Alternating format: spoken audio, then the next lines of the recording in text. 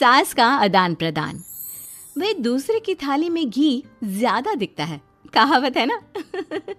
तो उसी कहावत से प्रेरित होकर ये कहानी सुने।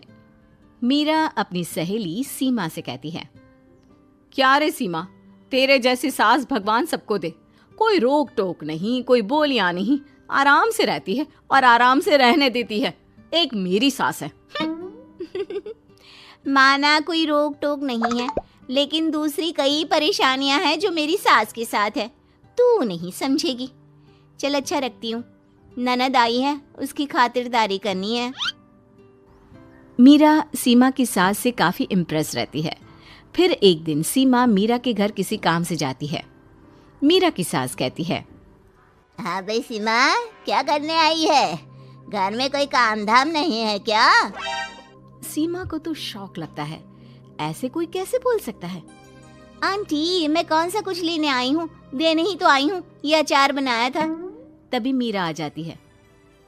अरे तू अचार लाई है? तेरी सास ने कुछ कहा नहीं? यहाँ मेरे घर पर तो सामान सड़ जाए, लेकिन मेरी सास मजाल है किसी को चवन्नी भी देने दे। अरे क्यों ना बचाऊं चवन्नी, मेरे बेटे की मेहनत की कमाई है। तेरे भरोसे रहूं तो सब लुटा दे। अब ले ले अचार उससे और दफा कर। मीरा सीमा से अचार लेकर उसे बाहर तक छोड़ने जाती है। अरे यार, तेरी सास तो बहुत अच्छी है। क्या बात कर रही है? कितनी तो बेइज्जती करती तेरी, लेकिन फिर भी तुझे मेरी सास अच्छी लगी। मेरे घर आजा कभी, मेरी सास को देखेगी ना तब पता चलेगा। अरे इससे ज्यादा बुरा क्या हो सकता है। जरूर आऊंगी मैं तेरे घर, लेकिन मैं कुछ लेकर नहीं आ सकती। हाँ, देख रही है ना मेरी सास का हाल। हाँ हाँ, कुछ न लाना, मैं तो कहती हूँ खाली झोला ले आना बस। सीमा चली जाती है। फिर क्या, दोनों अपने काम में लग जाती हैं। लेकिन एक रोज न जाने क्या होता है, मीरा सीमा के घर आती है। सीमा की सास कहती है, अरे सीमा, देख तो कौन आया है, तेरी सहेली मीरा। मीरा, आज कैसे यहाँ पर? आजा आजा। और ये हाथ में क्या है तेरे? क्या मतलब? कुछ नहीं आंटी जी, ये तो खाली थैला है। वो क्या है ना, मंडी जा रही थी तो सोचा मीरा से मिलती चलूं। अरे काहे को मंडी जाना, कल ही मेरा बेटा सब्जी लेकर आया है। अरे मीरा, जरा सीमा का ये थैला तो भर दे। मीरा घबरा जाती है। अरे नहीं नहीं माँ जी, बिल्कुल नहीं, मैं कुछ नहीं ले सकती। हम लोग ना अलग सब्जियां खाते हैं। खैर, मीरा सब्जी तो नहीं लेती, लेकिन सीमा की सास तो न जाने क्यों कद्रदान हुई रहती है। अरे मीरा, जरा चिकन मटन बना ले, तेरी सहेली आई है। मैं फोन कर देती हूँ, वो दे जाएगा। और सुन, मिर्च जरा तेज कर देना। लेकिन मीरा तीखा नहीं खाती है माँ जी। अरे खाना चाहिए। अब सीसी करेगी ना तो नाक का सारा कचरा भी निकल जाएगा। हाय रे, कितनी अच्छी है तुम्हारी सास। हाँ, तभी आसपास के सारे यहाँ खड़े हो जाते हैं सुबह से ही।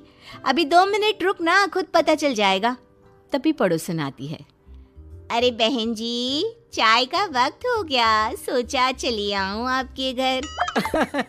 अरे क्यों नहीं क्यों नहीं, वो क्या है ना, बहू की सहेली आई है तो चिकन बन रहा है, वो भी लेती जाना।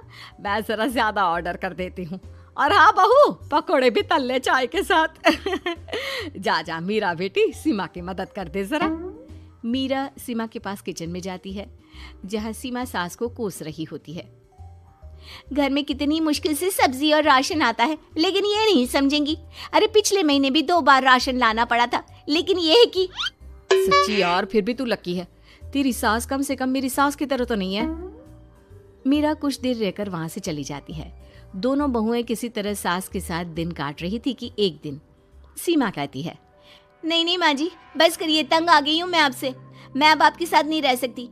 एक बार, बस एक बार आप मेरी सहेली मीरा की सास की तरह बनकर देखिए।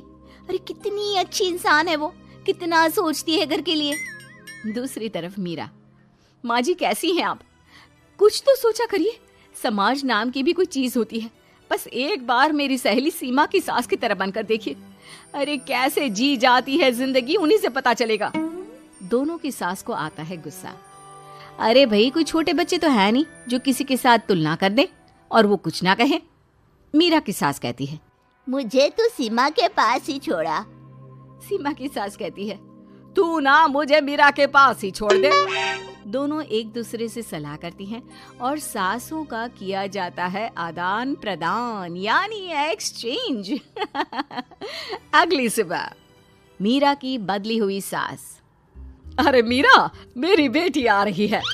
मीरा को तो आदत थी कि घर का कोई भी आए दमड़ी ना निकले, ना कुछ बनाना ना कोई लेन देन। अच्छा माँ जी ठीक है, कोई बात नहीं। अरे कैसा कोई बात नहीं, अरे लाओ 16 तरह के पकवान और ननद को देने के लिए सीधा निकालो।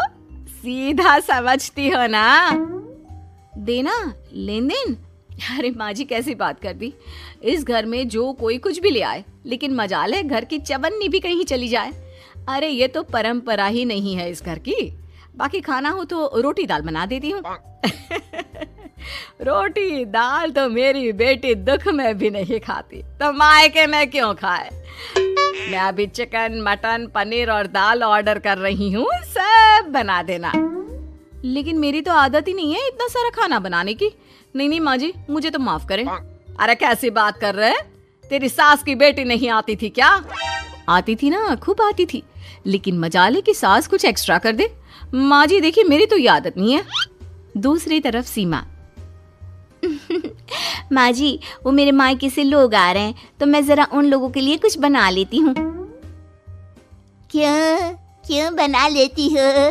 दाल रोटी बनी है ना, साथ में अचार रख देना। वैसे आ क्यों रहे हैं बेटी के घर? सीमा को तो बहुत बुरा लगता है। कहाँ तो उसकी सास पड़ोसी के कुत्ते को भी घी की रोटी खिलाती है, और कहाँ ये मीरा की सास जो उसके मायके वालों के लिए सूखी रोटी अचार रख देने की बात कर रही है। वो मेरी भाभी आई है ना, नई, तो शादी के बाद भाई पहली बार आ रहा है। हाँ तो उन लोगों को बोल दो, हमारे घर का रिवाज है सास के लिए 10 साड़ी हार और सजावट का सामान लेकर ही आना, समझे? सास तो बोली जा रही थी, लेकिन सीमा को कुछ समझ में नहीं आ रहा था कि वो क्या करे। सीमा का पति। अरे सीमा क्या हो गया? तुम्हें तो माँ से बिल्कुल ऑपोजिट चाहिए थी ना। कहाँ माँ हर किसी के आओ भगत में तुम्हें लगा कर रखती थी, लोगों से खूब मिलती, घर का सामान बांटा करती थी। अरे याद है ना, तुम्हारे घर वाले आते थे 1 पैकेट लेकर और जाते थे पूरे 10 थैले के साथ। अब आएंगे 10 पैकेट लेकर और जाएंगे खाली हाथ। सही है? नहीं, मुझे नहीं चाहिए ऐसी सास। ये सब तो मुझे पता ही नहीं था। सीमा घबराकर मीरा की सास को लेकर उसके घर जाती है, जहाँ मीरा। सीमा ले जा अपनी सास भाई। हाँ, मैं भी तेरी सास वापस ही देने आई हूँ। चलो मम्मी जी, मेरे लिए तो आप ही सही हो। ऐसी ही रोचक और मजेदार कहानियों के लिए अभी सब्सक्राइब करें वायरल रूटेड स्टूडियो VRS को और बेल आइकन जरूर दबाएं, ताकि आप कभी भी कोई भी एक्साइटिंग स्टोरी मिस ना करें।